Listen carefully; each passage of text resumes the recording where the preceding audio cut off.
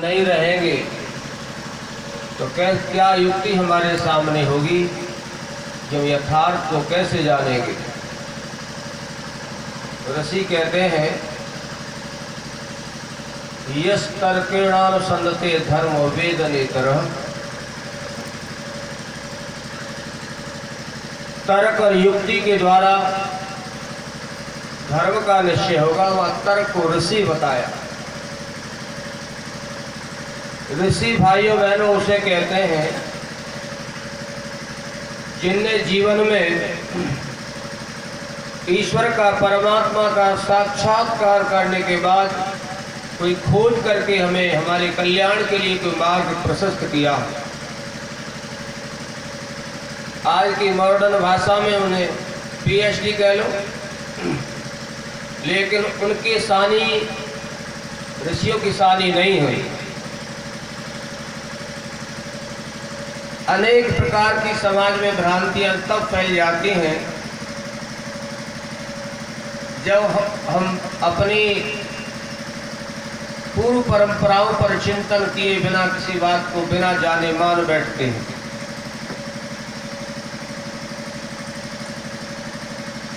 जितने भी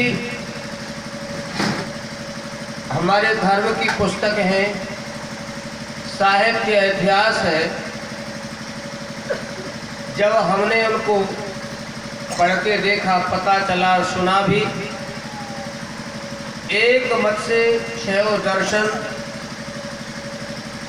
उपनिषदें, 4 ब्राह्मण ग्रंथ, उपवेद, अन्य रामायण, गीता आदि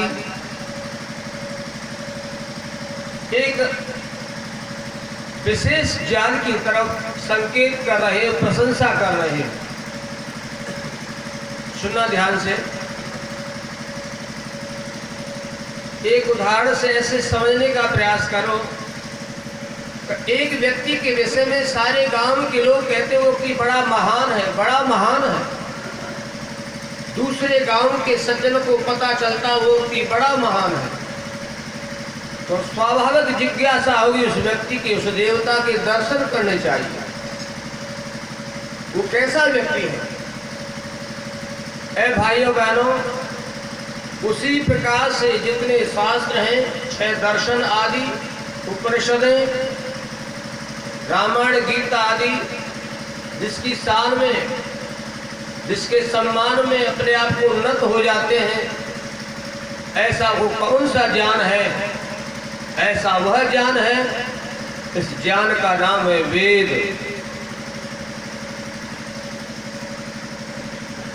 बहुत सारी भ्रांतियां, कल भाई से बात हो रही थी प्रातः से, अधिकांश बड़े बड़े सज्जनों को, बड़े बड़े साधुओं को, मैं छोटे में बड़ी बात कह रहा हूं, उन्हें ये नहीं पता कि वेद में क्या लिखा है। जब हमारे देश को, राष्ट्र को बर्बाद करने की बात आई, दूसरे संस्कृतियां जो यहाँ आई, उन्होंने सोचा इसकी कमर कैसे तोड़ी जाए। तो कल पतन का कारण तुम्हें बताया था, कब से पतन प्रारंभ हुआ, आपने संगीत से सुना। तो हमारे इस आधुनिक युग में एक षड्यंत्रकारी ने, हमारे यहाँ की स्थिति के अनुसार अनपढ़ व्यक्ति कह सकते हो उसे, उस व्यक्ति ने वेदों का गलत भाष्य किया और अपने ही लोगों ने वेदों में ऐसी भ्रामक बातें लिख दी, अर्थ में उल्टा अर्थ करके उसे समाज में भ्रांति फैल गई। क्योंकि साहित्य समाज का दर्पण होता है, जैसा आपका चेहरा होगा दर्पण वही दिखा देगा। जैसे तुम्हारे धर्म की पुस्तकें होंगी वैसे तुम बनोगे। तो साहित्य में मिलावट करवाई, वेदों के मंत्रों को तो नहीं बदला जा सकता, किंतु वेदों के मंत्रों के अर्थ गलत कर दिए, उससे भ्रांति फैल गई। आज से 2500 वर्ष पहले राजकुमार सिद्धार्थ नाम का व्यक्ति वो आगे चल के महात्मा बुद्ध बना।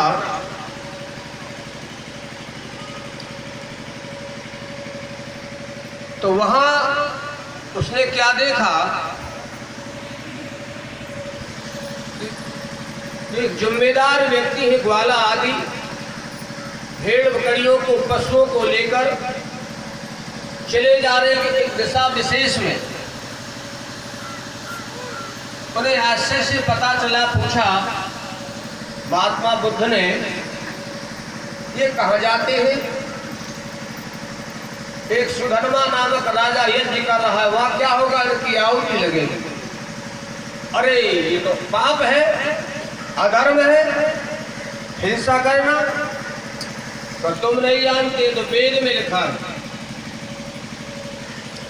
पशुओं को काट के हवन में डालना, ही तो वेद में लिखा है। तो महात्मा बुद्ध का स्वाभाविक उत्तर था, ऐसे वेद को नहीं मानते जिसमें ऐसा लिखा हो।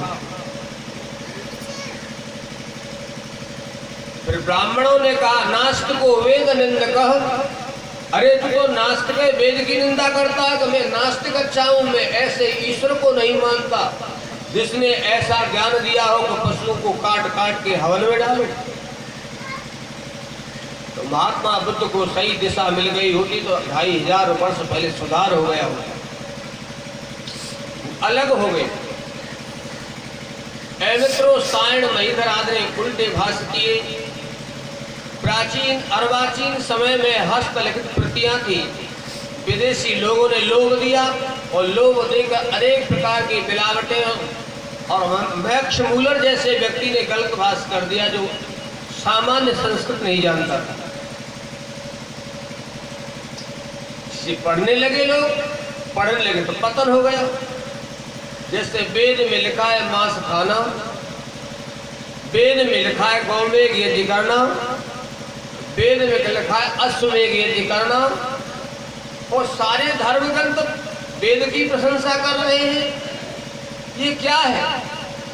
लोगों में भ्रम फैल गया।